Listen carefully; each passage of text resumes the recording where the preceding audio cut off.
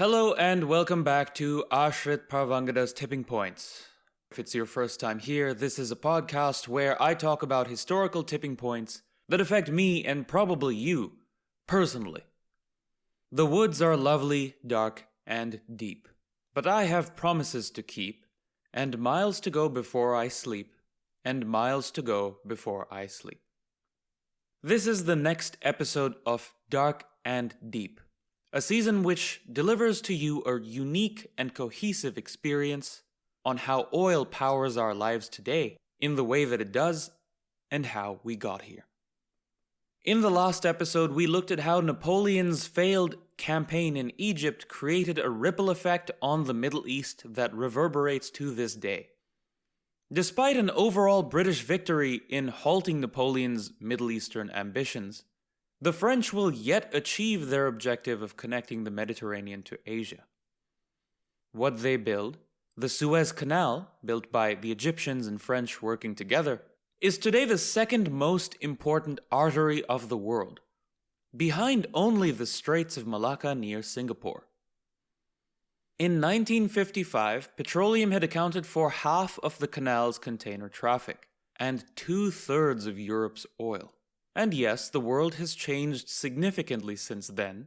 Much more oil goes east from the Middle East towards Asia now, and Europe has found different supply lines, first from Russia and increasingly from the USA. But the Suez Canal is still important. That oil going to Asia powers Asia's economies, which make the manufactured goods that get sent to Europe afterwards on container ships that go via the Suez Canal. So even though oil may not make up as big a part of its shipments anymore, it indirectly still influences what goes through the canal. 30% of global container traffic goes through Suez. Let that sink in. Nearly 1 out of every 3 container ships anywhere on Earth passes through this narrow strait, which didn't even exist 200 years ago. If not for the canal, goods would have to move around Africa, the old-fashioned way, like in the Age of Discovery, to reach between Asia and Europe. Or alternatively, goods could go through the Middle East overland. Everyone would be a lot worse off for either of those options. Everything would be a lot more expensive. A typical cargo ship might pay a few $100,000 for passage through the Suez Canal. Now at first that sounded expensive to me, until I found out that the voyage around Africa could cost millions of dollars worth of fuel for ships. Not to mention the risk of pirates, or bad weather conditions, or wear and tear on the ships for longer voyages. The Suez Canal makes many of the internationally traded goods we enjoy way faster and way cheaper. So which person or people put into action the plan for the canal, this wonder of the modern world? To my surprise, the canal project was put into effect largely via a single childhood friendship. This episode is about friendship and the amazing things that it can do. Here we go.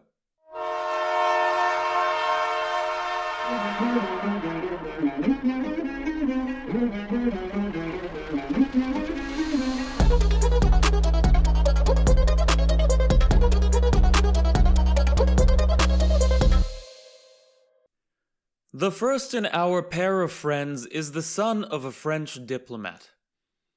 The boy's name is Ferdinand de Lesseps, probably pronounced as Ferdinand de Lesseps, but I'm going to say Ferdinand de Lesseps. Ferdinand's first years as a child were spent in Italy, where his father was occupied with consular duties. During Napoleon's campaign in Egypt, he brought along scientists, scholars, and others. Joining the French contingent were mathematicians, a chemist, physicist, naturalist, botanist, and engineers. And this is another way in which Napoleon's trip caused a ripple effect across the world. The world of science met with the Middle East and its ancient technologies in a more thorough way than it had before. Though the original aim of this expedition was indeed to open the Suez Canal, the group made other scientific discoveries during their time in Egypt. For example, a French engineer, while digging fortifications around the town of Rashid, discovered the Rosetta Stone buried underneath. The story about how he discovered the stone is not 100% verified, but it is generally accepted as the real version. That stone went on to being a big reason that the ancient Egyptian hieroglyphics can be translated today. When the French finally surrendered to the British Navy at the end of the campaign, in order to return to France on British ships, they handed off many of their tangible discoveries to their enemies, including the Rosetta Stone, which can still be found in the British Museum to this day. Coming back to the young Ferdinand, his father was appointed as Commissioner of Commercial Relations during the French army's time in Egypt. The Lesseps family became friends with the ruler of Egypt, Muhammad Ali Pasha. He was the Khedive of Egypt. In other words, a ruler appointed by the Ottoman Empire to rule in their stead. Muhammad Ali Pasha's son was morbidly obese, and the ruler ordered him to exercise for 2 hours every day. The fat child, Said, who would one day rule Egypt as Khedive himself, was only allowed to visit one household during his struggle to lose weight, the house of the Lesseps. The Lesseps, of whom the father of the household was the French consul at the time, was perceived as a family running a morally righteous household, thus safe for the young Said to cultivate good values. The young Prince Said made a fast friendship with Ferdinand, and by historian Pierre Chabit's retelling of events, quote, "The young boys reveled in devouring immense quantities of spaghetti. This intimacy and his longing for pasta caused Muhammad Said to hurry to the French consulate whenever the frugal diet of the vice-regal table left a void in his stomach." End quote. In other words, they could pig out together. Relatable for all of us, I think. When the French retreat from Egypt, you'd think that it would be the end of this childhood friendship, but fate had other plans. Both young men, Said and Ferdinand, were sent to Paris to complete their education. And in Paris, just like in Egypt, Said frequented the household of the Lesseps. Eventually, the friends parted ways, temporarily.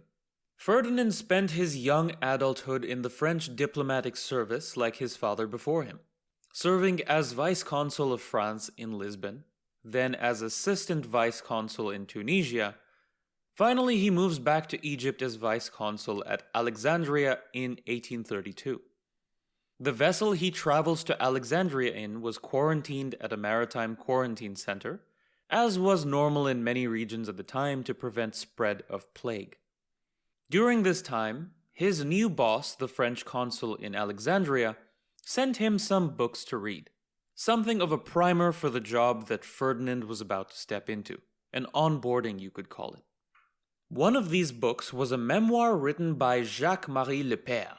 So Jacques-Marie Lepère was a civil engineer on Napoleon's campaign 3 decades before. The book was about the Canal of the Pharaohs, the ancient predecessor of the Suez Canal, that the Pharaohs used to connect the Red Sea with the Mediterranean. It was much smaller and thinner than the modern Suez, of course, because the size of the vessels was smaller, and ancient trade was relatively small compared to the trade of the 1800s. The Canal of the Pharaohs was likely constructed by Darius the Great of the Achaemenid dynasty, and lasted about 1,000 years until it was deliberately closed by an Arab commander who wanted to stop supplies reaching rebel armies. So Ferdinand reads this book, something like establishing his company's vision statement for its time in Egypt. In 1833, Ferdinand de Lesseps is appointed as the French consul in Cairo, and soon afterwards consul general in Alexandria, a position he remained in for 4 years. During this time, he frequently visits the house of his childhood friend Said Pasha's father, Muhammad Ali Pasha, who was then still the Khedive of Egypt on behalf of the Ottomans. It's likely that during this time, he ran into Said Pasha, his friend, frequently. In 1837, Ferdinand leaves Egypt for other work in his career as a diplomat. But his time in Egypt and his friendship with Said Pasha still hasn't run its course just yet. In 1849, Ferdinand would retire and move to his country estate, where he found the old reports of the French engineer Jacques-Marie Lepere, who wrote of the Canal of the Pharaohs, and whom he had read before during his time in quarantine. This time he was so impressed with what he read, and this is a topic that was widely discussed at the time in his circles, that in 1852 he had the reports translated into Arabic and sent to the ruler of Egypt, Muhammad Ali Pasha.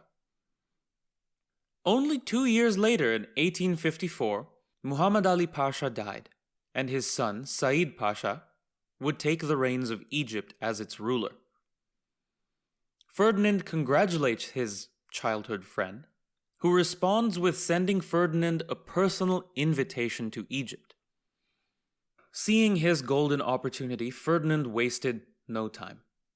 Ferdinand arrives in Egypt on the 7th of November 1854. A week later, he goes on an excursion into the desert and presents Said Pasha with a memorandum on the merits of a canal connecting the two seas. And only 2 weeks after that, Said Pasha signs a concession authorizing Ferdinand to build the Suez Canal and granting the French control over it for 99 years.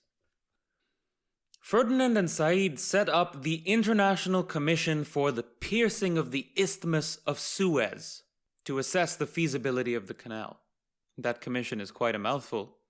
In the commission were British, French, Dutch, Prussian, Spanish, and Italian experts, mostly engineers. You might be thinking, why would the British work with the French here? And you'd be right to think so. Ferdinand spent years trying to get over British political opposition, and eventually, he did. That's because by the 1850s, the British and French weren't as much at odds with each other as they were during the time of Napoleon. They were more competitors rather than mortal enemies. Let's take a detour to look at what they've been doing in the last 50 years and how they got to this somewhat amicable state. So in 1801, the British work with the Ottomans to soundly defeat Napoleon, as we covered in the last episode in this season. Now you might be thinking, right, the Ottomans and Brits are pals now, but they were more enemy of my enemy type friends. So with Napoleon out of the way, the friendship quickly dissolves. Only a few years later in 1807, the British go to war with the Ottomans, who receive support this time from the French. And yet again, the Ottomans come out victorious, being on home turf. As we move through the 1800s, a new player enters the foray: the Russian Empire. The Russian Empire had been expanding for centuries eastward, of no real threat to British or French interests at that time. But by the mid-1800s, Russian interests have them expanding southwards, mostly against the Ottoman Empire's holdings. By 1850, the Russians already had control of Azerbaijan, Georgia, Kazakhstan, and other territories which abut northern Iran and the Ottoman Empire. In this way, Iran came to serve as a buffer state between British India, which bordered Iran to the east, and Russia, which bordered Iran to the north.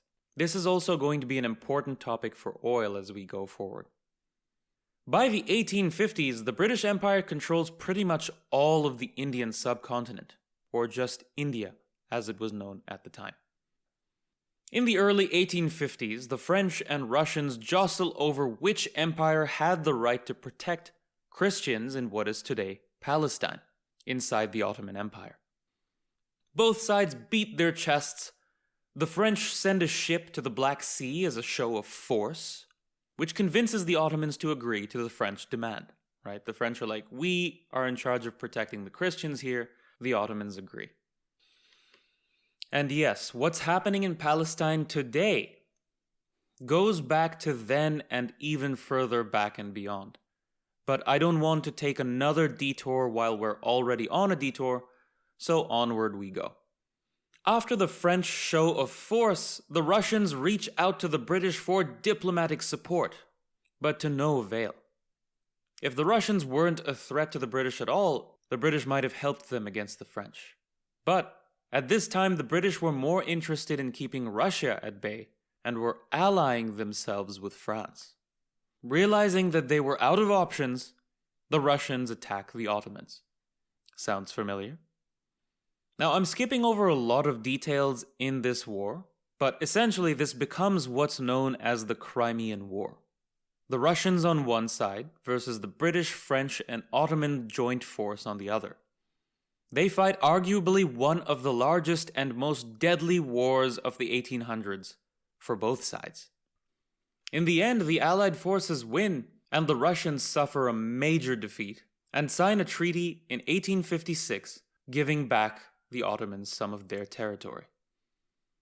Russia would take decades to recover from this defeat, and had this war gone differently, the world would likely look very different.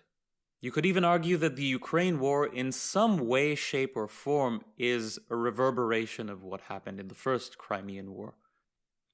Something interesting and fun to note is how the Ottoman Empire sort of functions as everybody's puppet. I mean, they are an entity on their own, but whenever the Ottoman Empire brushes up against either the French or the British or the Russians, it seems like everyone else comes to back them up, and then the Ottomans win the ensuing conflict.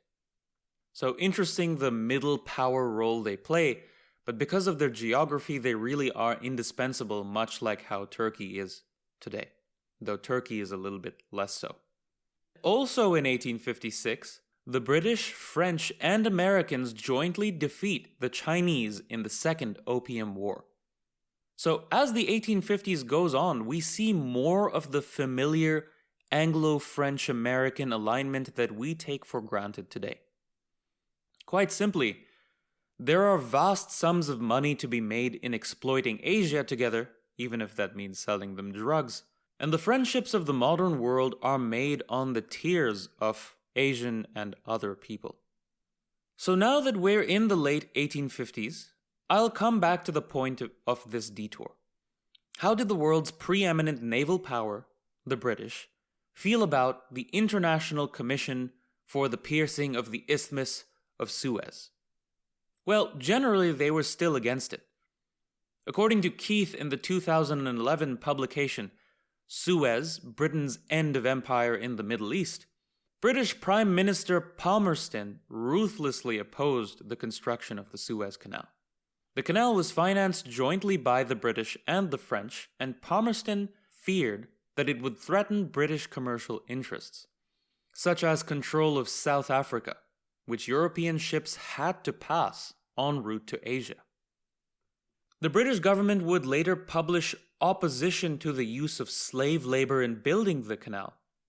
You might think, well, that's awfully sweet of them, but they themselves had used slave labor in building a railroad in Egypt just a couple of years before. So it's more of a political play than a moral one. But Ferdinand de Lesseps, getting the approval of the engineers from the commission, would allow no one to stop him. Not the British, not his critics in France, and not even the weather. He nearly went bankrupt in this pursuit until 1858, when he founded the Suez Canal Company. Lesseps got more than half the money for the construction of the canal in France, with the Egyptian government pulling up the remainder of the money needed. But in the world of the mid-1800s, no one can ignore the British for long. Said Pasha, Ferdinand's childhood friend, passes away in 1863, only a few years after becoming the Khedive of Egypt, leaving Egypt to his nephew. Egypt would soon fall into political instability. But with all its wheels in motion now, the show must go on, and the canal project continues until it is finally inaugurated in 1869. Attended by the French and Austrian emperors along with the Crown Prince of Prussia, among many other notable dignitaries from around the world. A British Navy ship, HMS Newport, was allowed to go through the canal in the first batch of ships to survey the new development. There was a panic in 1873 in Britain that goods would no longer be stored in British warehouses going around the Cape of Africa. And while the British held reservations for a few years, an opportunity opened up for them. The inability of Said Pasha's nephew, who is now the Khedive of Egypt, to pay his bank debts caused him to sell his 44% stake in the canal to the British in 1875, making the Suez a joint French-British project thenceforth. Sometimes things just work out for the best, am I right? Then, a flashpoint in Egypt would change Egypt and the world's fate forever. In 1881, an Egyptian army officer named Ahmed Urabi initiated a coup against the Egyptian leadership. One of his concerns was over disparities of pay between Egyptians and Europeans, and I imagine he generally wasn't too happy about the selling of 44% of the stake in, at that time, maybe the world's most important canal, to foreigners. Now, in today's world, we are used to Europeans being paid more than locals, and we take it for granted to some extent that it's just a fact of life. And for those of you who are not aware of this, Europeans who go to developing countries get much higher salaries than the locals, even if the work is quite similar. They get things called hardship allowances, which are essentially bonuses on top of their salaries for living in a country that gives them some kind of discomfort. But the same thing doesn't necessarily apply the other way around. Europeans in Europe likely get higher salaries than immigrants who do the same job. But in the world of the late 1800s, the world was still getting used to this new reality, especially in the Middle East and Asia. So the British and the French, joint stakeholders in the Suez Canal, send a letter to the Khedive, declaring their recognition of his authority. So they're like, you want to rebel against this guy? We have his back. And of course they do, right? He sold his stake to the British in the Suez Canal. So naturally the British and the French back the Khedive. Also something preeminent military powers can do. Even in today's world, the United States often backs parties it sees as favorable to its national interest, and that backing carries a lot of weight and usually comes with a very sophisticated media manipulation as well. On the 20th of May that same year, the British and French send warships to the coast off Alexandria to prevent escalation. On June 11th, a couple of weeks later, an anti-Christian riot occurs in Alexandria that kills 50 Europeans. Soon after, the British start bombing Alexandria for 2 days. They don't lose a single ship in this process, and much of the city is destroyed. The rebel colonel, Urabi, declares the Khedive a traitor and declares war on both the UK and France. In the ensuing war, the British sent 40,000 troops to fight Urabi, and, as was normal at the time, the British lose only 57 troops, while the Egyptians lose 2,000. The Egyptian rebels flee and the British capture Cairo and return it to the Khedive, but they return it in name only. In reality, the British military forces remain in Egypt, a backstab of both the French and the Ottomans, who will continue to own their possessions in Egypt legally, but not in any real way. As Mao Zedong once said, power flows from the barrel of a gun. The British also take de facto control of the canal, its finances and operations too. Ferdinand de Lesseps was then in his late 70s, and this development must have come as a horror to him as his life's greatest achievement falls into enemy hands. Frenemy hands, maybe. This is just the kind of thing the world's preeminent superpower could do at the time. And Ferdinand de Lesseps would die in 1894, seeing the British occupied Egypt. Another person, like many who litter history, who likely died with some amount of pain and unfulfilled goals in their heart. London would promise 66 times to depart from Egypt, and every time they would say, "We're going to depart in a few years." They kept doing this until 1914. So, did they depart in 1914? No. They just stopped lying. They stopped promising to leave, and they took full official control. They were like, "Egypt is now ours also in name, thank you." And to compound British gains further, in 1901, a British speculator, William Darcy, received a concession from Iran to explore oil in the region. They discovered oil in 1908, a few years later, and the year after that, the Anglo-Persian Oil Company was formed. So by the 1900s, the British Empire controls India, from which they have access to hundreds of millions of people in manpower and vast quantities of resources. They control Iran's resources, from where they can get oil. They control the Suez Canal, which allows them to transport troops and resources through the shortest route to Britain. In one way, the British Empire was the strongest it had ever been, and nothing would shed light on how lucrative an industry oil was more than the Great War to come, World War I. In a coming episode, we'll look at some of the things that develop as a butterfly effect from the developments that we looked at here in Egypt. The rise of the House of Saud in Saudi Arabia. World War I changing the face of the earth, and how it shows oil to be a more important resource than anyone could have ever imagined. This was Ashrit Parvangada's Tipping Points. See you next time.